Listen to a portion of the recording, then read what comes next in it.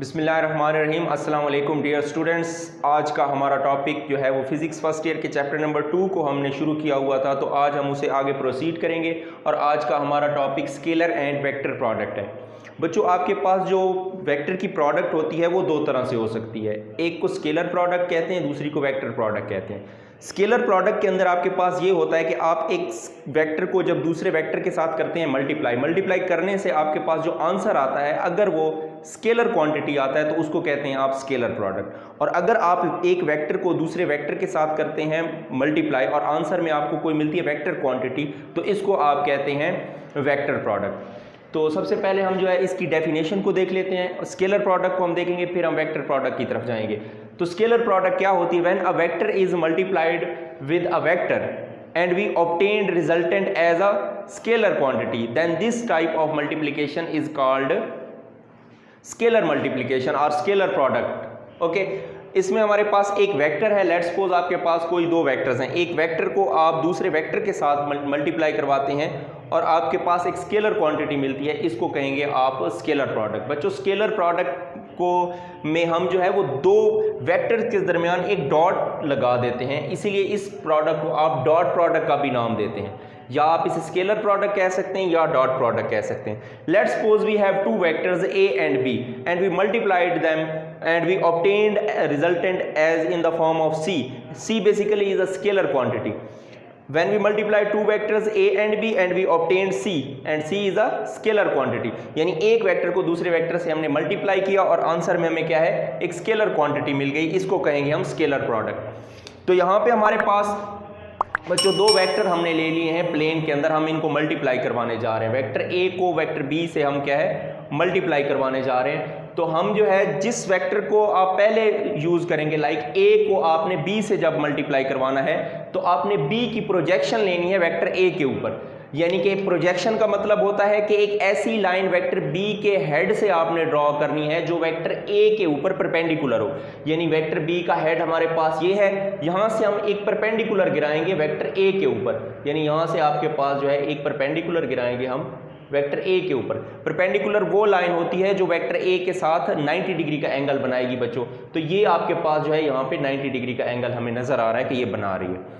अब यहाँ पे एक कोई एंगल है, ये दो वेक्टर प्लेन के अंदर ड्रा के ये ओरिजिन पे हैं, इनकी दोनों की टेल्स ओरिजिन पे हैं और यहाँ पे एक कोई एंगल बन रहा है आपके पास दोनों वेक्टर्स के दरमियान, वेक्टर ए और बी दोनों के दरमियान एक एंगल बन रहा है। इस एंगल को हम जो है नाम देंगे थीटा का। यहाँ पे कोई थीटा एंगल आपके पास बन रहा है। बच्चों, जो थीटा एंगल बन रहा है इस ट्राइंगल में, इसके सामने वाला इसका परपेंडिकुलर होता है। यानी कि वेक्टर का जो परपेंडिकुलर लेंगे हम, यहाँ पे ये ट्राइंगल बन रही है, इस ट्राइंगल को हम नाम दे देते हैं, इस पॉइंट को लेट्स सपोज के मैं नाम दे देता हूँ P का और इसको Q का नाम दे देता हूँ। यानी OPQ आपके पास कोई ट्राइंगल बन रही है यहाँ पे, और इस ट्राइंगल के अंदर आपके पास ये इसका थीटा एंगल है और थीटा एंगल के बिल्कुल सामने हमारे पास इसका परपेंडिकुलर है। यानी कि ये वाली जो लाइन आपको नजर आ रही है PQ लाइन, ये इसका परपेंडिकुलर है ट्राइंगल का।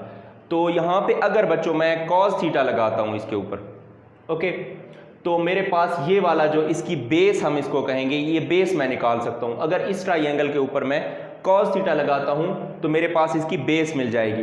तो यहाँ पे हम लिख लेते हैं cos theta which is equal to, यहाँ पे बेस आएगा ओवर हाइपोटेन्यूज, यानी बेस ओवर हाइपोटेन्यूज, ये आपके पास होता है कॉस थीटा। अगर मैं इनको क्रॉस मल्टीप्लाई करवा देता हूं तो मेरे पास बेस की वैल्यू आ जाएगी, यानी कि base is equal to hypotenuse into cos theta. Okay, अब यहाँ पे हाइपोटेन्यूज मेरे पास वेक्टर बी है, तो यहाँ पे मैं बी लिख देता हूं, यानी कि बी का मैग्नीट्यूड आ जाएगा आपके पास इनटू कॉस थीटा। यानी बेस की वैल्यू बच्चों मैंने यहाँ से निकाल ली है। मैंने इसके दो कंपोनेंट्स बनाए थे वेक्टर बी के। वेक्टर बी का एक कंपोनेंट ये बनता है, एक ये परपेंडिकुलर कंपोनेंट बनता है। हाँ, आपने जो है वो परपेंडिकुलर कंपोनेंट यूज यहाँ पे नहीं करना, आपने इसको लेना है। तो हम यहाँ पे क्या लिख सकते हैं, बेस की जगह बी कॉस थीटा, यानी बी कॉस थीटा। ओके, अब जब हम मल्टीप्लाई करवाएंगे वेक्टर ए को वेक्टर बी के साथ हम लेते हैं डॉट प्रोडक्ट, तो हमारे पास ये आ जाएगा ए डॉट बी। यहाँ पे हमने दो वेक्टर्स को आपस में डॉट प्रोडक्ट ले लिया, तो ये बन जाएगा बच्चों आपके पास सबसे पहले आपने वेक्टर ए का मैग्नीट्यूड लेना है। यहाँ पे हम यहाँ पे लिखेंगे magnitude of vector A, magnitude of vector A. Vector A का आपने यहाँ पे मैग्नीट्यूड लेना है और वेक्टर बी को क्या लेना है, आपने यहाँ पे लिखना है the component of vector B. Vector B के बच्चों दो कंपोनेंट बने अब यहाँ पे, एक कंपोनेंट ये परपेंडिकुलर है वेक्टर ए के ऊपर, एक ये वाला कंपोनेंट है जो ओ ए आपको नजर आ रहा है, ये कंपोनेंट पैरेलल है। ठीक है, ये कंपोनेंट आपके पास पैरेलल है वेक्टर ए के साथ। वेक्टर ए आपका ये वेक्टर है, यहां से शुरू हो रहा है यहां आगे जा रहा है, ये वेक्टर ए है। और वेक्टर बी के दो कंपोनेंट बने, एक वेक्टर ए के ऊपर परपेंडिकुलर कंपोनेंट है जो पी क्यू नजर आ रहा है, एक कंपोनेंट इसके साथ पैरेलल में बन रहा है वेक्टर बी का, जो कि यहां से आपके पास ओ पी आपको नजर आ रहा है, ये पैरेलल है वेक्टर बी के साथ। तो यहां पे हम लिख लेंगे the component of vector A, sorry the component of vector B, हम यहां पे लिखेंगे the component of vector B, the component of vector B. Vector B का कंपोनेंट और क्या है, parallel to A, parallel to A. Vector B का वो कंपोनेंट यहां पे लेंगे हम, इसके साथ मल्टीप्लाई कराएंगे जो कि वेक्टर ए के साथ पैरेलल होगा।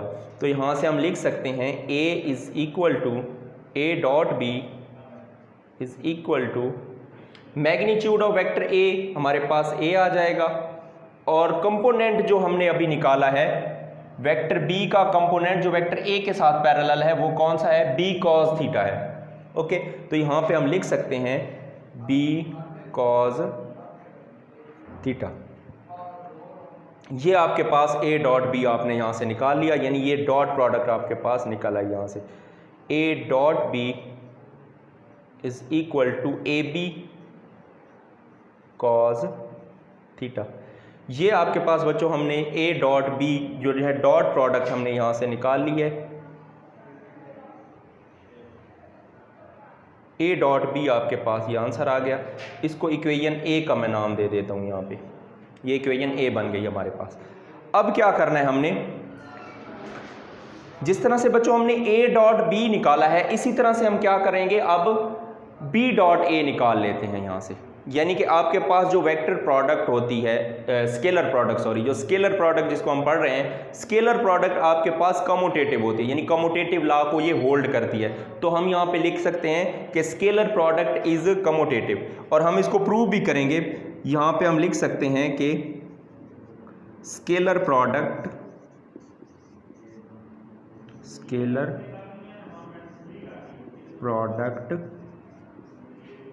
Is commutative. बच्चों ये कम्यूटेटिव लॉ को होल्ड करती है, यानी चाहे a डॉट बी लें या b डॉट a लें उसका आंसर सेम आएगा। तो हम चेक कर लेते हैं, हमने यहाँ पे a डॉट b लिया है, फिर हम क्या करते हैं, अब इस केस में हम जो है नेक्स्ट केस में हम b का a के साथ जो है वो डॉट प्रोडक्ट यहाँ पे लेंगे। तो हम यहाँ पे सिंपल यहाँ पे प्लेन ड्रॉ करेंगे जिस तरह से पहले की हमने, ये हमारे पास प्लेन आ गई। इसके अंदर हम दो वेक्टर्स बच्चों ले लेंगे, एक वेक्टर a था एक b था।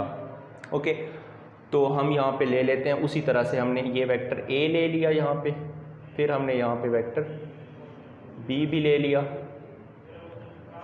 ये आपके पास वेक्टर b है, ये वेक्टर a आ गया आपके पास, ये वेक्टर b है आपका, ये वेक्टर a है। ओके, और यहाँ पे इन दोनों के दरमियान ये आपका x एक्सिस है, ये आपके पास जो है यहाँ पे इसका y एक्सिस बन जाएगा नेगेटिव, और यहाँ पे x एक्सिस नेगेटिव में, और ये ऊपर इसका y पॉजिटिव बन जाएगा। अब यहाँ पे इन दोनों वेक्टर्स के दरमियान एंगल थीटा है यहाँ पे भी, ठीक है। अब हमने निकालनी है b डॉट a की वैल्यू, तो b डॉट a हम यहाँ पे लिखेंगे बच्चों। यहाँ पे हम क्या लिखेंगे, यहाँ पे हम लिखेंगे जो पहले वेक्टर आता है उसका मैग्नीट्यूड लिया करते हैं, तो वेक्टर a का हमने मैग्नीट्यूड लिया था क्योंकि ये a डॉट b था, तो अब b डॉट a है तो हम लिखेंगे मैग्नीट्यूड ऑफ वेक्टर b। तो यहाँ पे हम लिख लेंगे magnitude of vector b, magnitude of vector b, और इसका डॉट हम इसको जो है मल्टीप्लाई करवा देंगे किसके साथ। अब यहाँ पे एक बात जो कि समझने वाली है, the component of vector B parallel to A. यहाँ पे जब हमने ए का डॉट लिया बी के साथ, ठीक है, तो आखिरी जो वेक्टर आ रहा था उसकी प्रोजेक्शन की हमने पहले वेक्टर के ऊपर, यानी आखिरी वेक्टर की प्रोजेक्शन करते हैं पहले वेक्टर के ऊपर, यानी ए की अब प्रोजेक्शन करेंगे हम किसके ऊपर, बी के ऊपर। तो ए हमारा ये है, प्रोजेक्शन जब करते हैं तो उसके हेड से हम एक लाइन ड्रॉ करते हैं जो बी पर परपेंडिकुलर गिराए, यानी कि ये आपके पास ऐसे बन जाएगा, यानी यहाँ इसके हेड से हमने एक लाइन ड्रॉ की जो इसके साथ परपेंडिकुलर, ये आपके पास 90 डिग्री का यहाँ पे एंगल बना रही है। ओके, तो 90 डिग्री के एंगल के साथ वाली हमने बेस ली थी, ये 90 डिग्री का एंगल बन रहा था, इसके साथ वाली इसकी बेस थी। तो हम यहाँ पे इसको भी नाम दे देते हैं, हमने वहाँ पे 90 डिग्री पे पी का नाम दिया था, यहाँ पे हम पी लिख देंगे, यहाँ पे हम क्यू लिख देंगे। ये हमारे पास जो है एक ट्राइंगल बन जाती है, फिर से ओ पी क्यू आपके पास एक ट्राइंगल है। तो हम यहाँ पे देख रहे हैं कि हमने जो है अब की बार प्रोजेक्शन ली है ए की बी के ऊपर, क्योंकि हमने बी डॉट ए निकालना है यहाँ से। तो मैग्नीट्यूड ऑफ वेक्टर बी लिया था, अब हमने वेक्टर ए के बेसिकली कंपोनेंट्स बना लिए। वेक्टर ए का एक ये कंपोनेंट बना है, एक ये कंपोनेंट, एक पैरेलल कंपोनेंट बना है जो वेक्टर बी के साथ पैरेलल है, एक ये वाला है परपेंडिकुलर कंपोनेंट वेक्टर ए का जो वेक्टर बी पर क्या है, एक परपेंडिकुलर है, दूसरा क्या है इसके साथ पैरेलल है। तो हम यहाँ पे लिख लेंगे, हमने अब पैरेलल कंपोनेंट लेना है तो हम यहाँ लिखेंगे the component of vector A, the component of vector A parallel to B,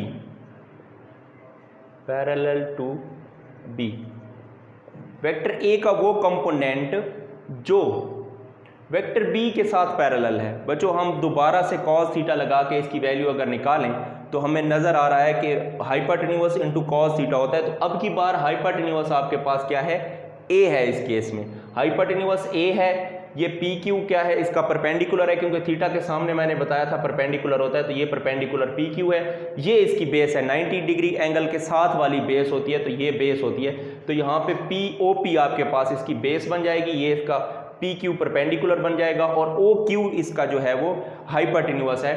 तो हमारे पास हाइपोटेन्यूस होता है, यानी कि बेस हम यहाँ पे लिख सकते हैं, इसकी बेस ये बन रही है बी वेक्टर के साथ। तो हम यहाँ पे क्या लिखेंगे, यहाँ हम लिखेंगे हाइपोटेन्यूस, क्योंकि ए है, और साथ में हम लिख लेंगे इसके कॉज ऑफ थीटा, यानी ए कॉज थीटा इसका क्या है, वेक्टर ए का वो कंपोनेंट है जो वेक्टर बी के साथ क्या है, पैरेलल में है। ओके, अगर आपको यहाँ से थोड़ी सी डिफ़िकल्टी हो रही है समझने में, तो आप क्या करें, आप इसको इस साइड से खड़े होकर देखें, यानी कि आप कंसीडर करें कि आप यहाँ पे खड़े होकर देख रहे हैं, तो आपके पास क्या नज़र आएगा, आपको यहाँ से देखेंगे तो ये परपेंडिकुलर नज़र आएगा, ये इसकी बेस नज़र आएगी, और ये इसका हाइपोटेन्यूस बन जाएगा। तो ये इसकी बेस है आपके पास, जो कि हमने लिखी है ए कॉस थीटा, यानी वेक्टर ए का वो कंपोनेंट जो वेक्टर बी के साथ पैरेलल में है वो कौन सा है, ए कॉस ऑफ थीटा है। तो यहाँ पे हम लिख सकते हैं मैग्नीट्यूड ऑफ वेक्टर बी, तो हमारे पास आ जाएगा B dot A that is equal to magnitude of vector B, और हमने क्या लिखना है, इसके साथ मल्टीप्लाई करवा देना है the component of vector A parallel to B, vector A का जो पैरेलल कंपोनेंट है वेक्टर बी के साथ, ये वेक्टर बी है आपका, इसके साथ वो है आपका, वेक्टर बी को यहाँ पे लिख लेते हैं, ये वेक्टर बी है, वेक्टर बी के साथ पैरेलल है वो ए कॉस थीटा आ जाएगा। तो यहाँ पे लिख लेंगे ए कॉस थीटा। ओके, यहाँ पे कोई डायरेक्शन का यूनिट वेक्टर नहीं आएगा इसके साथ, क्योंकि हम पढ़ रहे हैं अभी स्केलर प्रोडक्ट। वेक्टर प्रोडक्ट में जो रिजल्टेंट बनता है उसका आपके पास डायरेक्शन है, इसमें इसकी डायरेक्शन के लिए हम कोई भी यहाँ पे यूनिट वेक्टर शो नहीं करेंगे। तो इसको हम क्या लिख सकते हैं, क्योंकि बच्चों ये स्केलर है आपके पास, अब की स्केलर क्वांटिटी आ चुकी है, तो आप चाहे स्केलर नंबर्स को आप लाइक आपके पास 3x2 है, यानी कि आप मल्टीप्लाई करवा रहे हैं, 3x2 कर रहे हैं या 2x3 करें, उसका आंसर तो 6 ही रहना है। तो यहाँ पे आपके पास b इंटू ए बन रहा है, यानी कि आपके पास ये बन रहा है B A cos theta that is equal to B dot A. तो हम इसको रीअरेंज करके भी लिख सकते हैं हम, यानी कि ये ऐसे भी इसको लिख सकते हैं, क्योंकि ये स्केलर है तो इसको लिख सकते हैं ए बी कॉज थीटा। तो ये आपके पास एक और आ गई आपके पास डॉट प्रोडक्ट जो कि बी डॉट ए है आपके पास, तो इसको हम नाम दे देते हैं बी इक्वेशन का। बच्चों अगर मैं कंपेयर करवाऊं इक्वेशन ए को और इक्वेशन बी को, तो आपको नज़र आ रहा है साफ साफ कि इसमें हमारे पास जो राइट हैंड साइड है ना, वेक्टर ए, ये जो इक्वेशन ए है इसकी राइट हैंड साइड और इक्वेशन बी है इसकी राइट हैंड साइड दोनों सेम है। तो हम यहाँ पे क्या लिख सकते हैं, हम यहाँ पे लिख सकते हैं कि क्योंकि इनकी राइट हैंड साइड दोनों की सेम है तो हम क्या है, इनकी लेफ्ट हैंड साइड भी फिर सेम होगी ऑब्वियसली। तो हम यहाँ पे ए डॉट बी को लिख सकते हैं, A dot B is equal to B dot A. यहाँ पे ये हमारे पास आंसर आ जाएगा इसका, यानी कि हमारे पास जो वेक्टर प्रोडक्ट होती है वो कमोटेटिव होती है। यहाँ से ये प्रूव हो जाता है, यानी चाहे आप ए का डॉट लें बी के साथ या बी का डॉट लें ए के साथ, आंसर दोनों के सेम आएंगे आपके पास। यानी हम कह सकते हैं यहाँ से कि vector product is commutative, sorry scalar product is commutative, scalar product is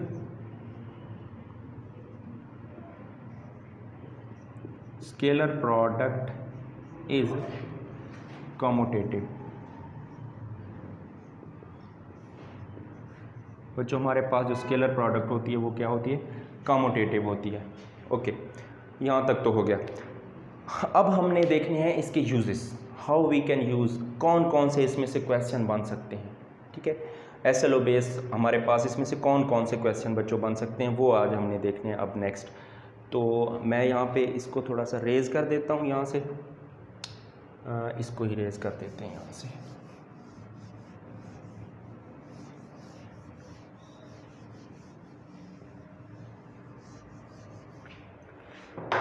आपको दो वेक्टर वो दे सकता है, लेट सपोज वो कहेगा कि let vector A is equal to 2i plus 3j and vector B आपको दे दे, आपको कह दे कि i 3i माइनस या प्लस कर लें प्लस 5j कर लें। लेट सपोज आपके पास ये दो वेक्टर्स हैं और आपसे पूछ ले find the dot product of A and B, कि आप ए और बी की डॉट प्रोडक्ट निकालें। तो इस पर जाने से पहले आपको एक छोटी सी चीज़ बता दूं, आपके पास कुछ यूनिट वेक्टर्स आपने पढ़े होंगे, पिछले लेक्चर्स के अंदर मैंने समझाया था आपको यूनिट वेक्टर्स के बारे में। बच्चों एक्स एक्सिस होता है, ये वाई एक्सिस होता है, ये जेड एक्सिस होता है आपके पास। तो एक्स एक्सिस के साथ हमने पढ़ा था कि आई यूनिट वेक्टर होता है, वाई एक्सिस के साथ जे यूनिट वेक्टर होता है और जेड एक्सिस के साथ क्या है, के यूनिट वेक्टर होता है। अब यूनिट वेक्टर की हम जो है वो डॉट प्रोडक्ट यहाँ पे देख लेते हैं। अगर मेरे पास यहाँ पे फंक्शन कौन सा यूज़ हो रहा है, स्केलर प्रोडक्ट में कॉस थीटा। अगर मैं एक यहाँ पे कोई वेक्टर है लाइक वो इस डायरेक्शन में है, यानी कि आई यूनिट वेक्टर की डायरेक्शन में है, और दूसरा वेक्टर भी आई यूनिट वेक्टर की डायरेक्शन में, यानी हम कहते हैं कि आई को डॉट हम आई के साथ लेते हैं, यानी आई डॉट आई लेते हैं हम। तो यहाँ पे मेरे पास आ जाएगा आई मैग्नीट्यूड और आई इसका भी मैग्नीट्यूड, और साथ में आ जाएगा कॉज। और इन बच्चों इन दो वेक्टर्स के दरमियान एंगल क्या होगा आपके पास, यानी इनकी एंगल जब भी निकालना हो आपने दो वेक्टर्स के दरमियान, उनकी टेल्स को आपस में जोड़ के देखना, आपके पास जो एंगल बन रहा होगा वही आपके पास दो वेक्टर्स के दरमियान होता है। यानी अगर आपके पास ये वेक्टर लेट्स सपोज ए हो, ये आपके पास बी हो, ठीक है, और इनकी टेल्स को आपस में हम जोड़ दें, तो यहाँ पे आपके पास ये वेक्टर ए आ गया, इसके ऊपर ही वेक्टर दूसरा आ गया बी आ गया, और इनकी मैग्नीट्यूड 1 1 हो, यानी ये यूनिट वेक्टर्स हों आपके पास, ए और बी दोनों की मैग्नीट्यूड 1 1 हो, तो हम यहाँ से निकाल सकते हैं कि आई डॉट आई, क्योंकि ये आई डायरेक्शन में है, आई यूनिट वेक्टर की डायरेक्शन में, इसीलिए हमने कह दिया। तो हमारे पास यहाँ पे इन दोनों के दरमियान एंगल क्योंकि 0 डिग्री होगा, तो हम यहाँ पे क्या पुट कर देंगे 0, तो हमारे पास क्या बन जाएगा ये 0 cos 0 हमेशा 1 के इक्वल होता है। तो यहाँ पे ये आपके पास इन दोनों की मैग्नीट्यूड क्योंकि 1 1 है, तो ये 1 × 1 और ये भी 1, तो हमारे पास ओवरऑल आंसर क्या आ जाएगा 1 आ जाएगा, यानी आई का डॉट आई के साथ लें तो 1 आएगा आंसर। अब अगर हमारे पास एक वेक्टर आई की डायरेक्शन में हो और एक जे की डायरेक्शन में हो, एक यूनिट वेक्टर आई है और दूसरा जे है, यानी एक जे की डायरेक्शन में एक क्या है आई यूनिट वेक्टर है, दोनों के दरमियान एंगल बन जाता है 90 डिग्री का।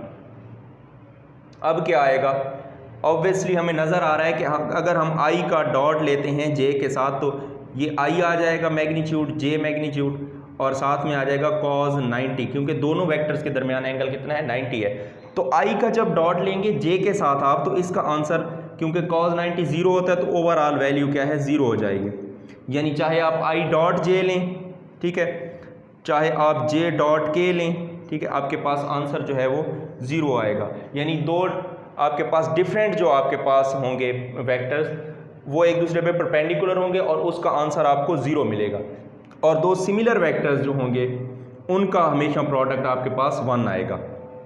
तो हम यहाँ पे क्या है, जब भी हमें डॉट प्रोडक्ट लेंगे ना, तो हम जब i का i के साथ लेंगे तो उसका आंसर 1 आएगा, हमें पता चल जाएगा कि 1 है तो वो हम लिख लेंगे। लेकिन जब i की डॉट प्रोडक्ट ले रहे होंगे प्रोडक्ट j के साथ तो इसका आंसर 0 आना है, तो हम इसको निगलेक्ट कर देंगे, यानी हम इसको लिखेंगे ही नहीं यहाँ पे। अब यहाँ से इसको रेज कर देते हैं हम, और इसको हम सॉल्व करते हैं। तो a का डॉट लेते हैं हम b के साथ, तो सबसे पहले ये वेक्टर लिख लेंगे हम, यानी 2i + 3j, ये लिख लिया। इसका डॉट ले लिया हमने किसके साथ, 3i + 5j इसके साथ। तो बच्चों इसकी डॉट प्रोडक्ट हमें स्केलर में मिलेगी, तो हम क्या है इसको लिख सकते हैं i का डॉट i के साथ 3 × 2 2 × 3 आपके पास 6 हो जाएगा, i डॉट i आपके पास आ जाएगा। अभी हमने देखा कि i का i के साथ जो डॉट लेते हैं हम उसका आंसर 1 आता है। फिर हम लिख लेंगे यहाँ पे प्लस। अब यहाँ पे बच्चों देखो 2 को अब 5 से मल्टीप्लाई करें तो 10 होगा, और साथ में मल्टीप्लिकेशन में क्या आएगा, i डॉट j, जो कि अभी हमने देखा i का डॉट जो j के साथ होगा वो आंसर 0 देगा। तो इसको करने की ज़रूरत ही नहीं है क्योंकि इसने ऑब्वियसली 0 ही हो जाना है, तो हम इसको करते ही नहीं, हम सिर्फ इसको मल्टीप्लाई करवा देते हैं इसके साथ, ताकि वक्त की भी बचत हो और हम जल्दी से क्वेश्चन को सॉल्व भी कर लें। तो आपने भी यही करना है कि जब भी आपका डॉट प्रोडक्ट ले रहे हों और i का डॉट प्रोडक्ट i के साथ दो सिमिलर यूनिट वेक्टर्स का डॉट ले रहे हैं तो उसका आंसर तो 1 आ जाएगा। लेकिन अगर दो डिसिमिलर आपके पास वेक्टर हैं, यानी कि सिमिलर नहीं है एक दूसरे के साथ, यानी कि मैच नहीं हो रहे, तो उनका डॉट प्रोडक्ट आपको लिखने की ज़रूरत ही नहीं है क्योंकि वो उन्होंने 0 ही हो जाना है। तो हम यहाँ पे 3 का लेंगे 5 के साथ, तो हमारे पास कितना आ जाएगा, अब इसका 3 का इसके साथ लें तो j डॉट i आएगा जो कि 0 हो जाना है। फिर इसका हम लेंगे तो ये दोनों सिमिलर हैं, यानी j डॉट j आ जाएगा, और ये हो जाएगा आपके पास 15 j डॉट j, यहाँ पे आपके पास बन जाएगा, ये 1 हो जाएगा तो ये 6 आ जाएगा, प्लस का 15 आ जाएगा, और इसका ओवरऑल आंसर 21 आ जाएगा। यानी a डॉट b हमने यहाँ से निकाल लिया जो कि 21 आ गया आपके पास। बच्चों अगर वो कह दे and find the angle between them, कि इनके दरमियान एंगल भी फाइंड करें और ये दोनों का डॉट प्रोडक्ट लें और फिर एंगल निकालें, तो आपने क्या करना है, फिर आपने एंगल भी यहाँ से निकाल लेना है। यानी a डॉट बी, अभी हमने फार्मूला इसका पढ़ लिया था, a dot B is equal to A B cos theta. तो यहाँ पे इन दोनों का क्या है, मैग्नीट्यूड आता है, a का भी और b का भी। तो यहाँ से कॉस थीटा आप अलग कर लें और इसको इस तरफ लेके आएँ और इसके नीचे लिख लें, और यहाँ पे a का मैग्नीट्यूड आ जाएगा, फिर b का मैग्नीट्यूड आ जाएगा, और कॉस थीटा अब यहाँ पे रहने दें और इसको इस तरफ ले आएँ तो ये कॉस इन्वर्स हो जाएगा आपके पास, cos inverse a dot b over a magnitude and b magnitude. बच्चों हमें अब यहाँ से एंगल निकालने के लिए a का मैग्नीट्यूड चाहिए और b का भी मैग्नीट्यूड चाहिए। यहाँ से हम इसको कर देते हैं रेज,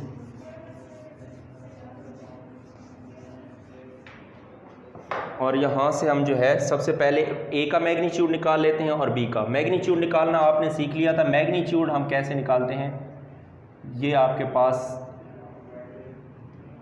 इसका हम स्क्वायर ले लेते हैं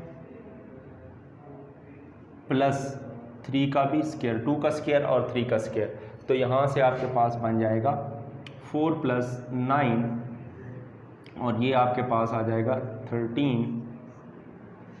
a का मैग्नीट्यूड आ गया। अब b का मैग्नीट्यूड निकाल लेते हैं, b का क्या आएगा, 3 का स्क्वायर प्लस 5 का स्क्वायर।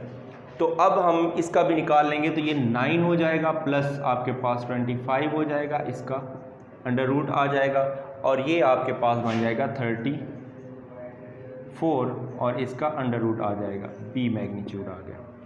बच्चों सिंपल, आपने यहाँ पे a डॉट b तो पहले ही निकाल रखा है, ये है आपके पास, a डॉट b की वैल्यू यहाँ पे पुट कर दो और यहाँ नीचे इन दोनों के मैग्नीट्यूड की वैल्यू पुट कर दो और इसका इन्वर्स ले लो, तो आपके पास एंगल आ जाएगा, यानी theta is equal to cos inverse A dot B आपके पास 21 है और ये आपके पास ए का मैग्नीट्यूड 13 अंडर रूट और मल्टीप्लाई कर दोगे 34 अंडर रूट इसके साथ। इसका जब आप कॉज इनवर्स लोगे तो आपके पास एंगल आ जाएगा इन दो वेक्टर्स के दरमियान। ओके, तो ये तो हमारा आज का लेक्चर। उम्मीद करता हूँ आपको समझ आ गई होगी और मज़ीद इस तरह की इन्फॉर्मेटिव वीडियोस देखने के लिए हमारे चैनल को ज़रूर सब्सक्राइब कीजिए।